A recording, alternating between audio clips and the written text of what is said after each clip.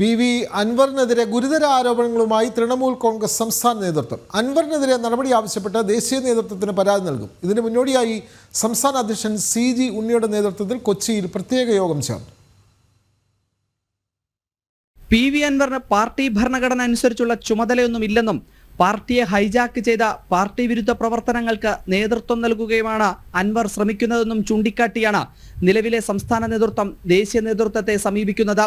കേസുകളിൽ പ്രതിയായ അൻവറിനെ പാർട്ടിയിലെടുക്കുന്നതിനോടും യോജിപ്പില്ലെന്നും സംസ്ഥാന പ്രസിഡന്റ് CG ഉണ്ണി പറഞ്ഞു.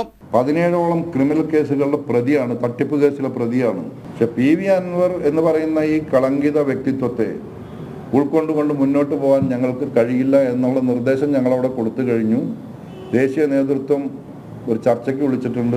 ദേശീയ നേതൃത്വത്തിലെ ചിലർ കേരളത്തിലെത്തിയതും അൻവറിനെ പാർട്ടിയിലെടുത്തതുമൊക്കെ സംസ്ഥാന നേതൃത്വത്തെ അറിയിക്കാത്തതിലെ വിയോജിപ്പും സംസ്ഥാന നേതൃത്വം പ്രകടിപ്പിച്ചു.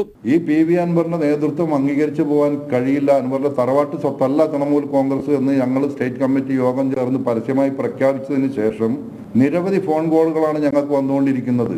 അൻവറിന്റെ തട്ടിപ്പിന് ഇരയായവർ. തൃണമൂൽ കോൺഗ്രസ് നിലവിൽ ഒരു മുന്നണിയിലും പ്രവേശിക്കാൻ ആഗ്രഹിക്കുന്നില്ലെന്നും ദേശീയ നേതൃത്വത്തെ കാര്യങ്ങളെല്ലാം ബോധിപ്പിക്കുമെന്നും ഭാരവാഹികൾ വ്യക്തമാക്കി. ജനം, കൊച്ചി.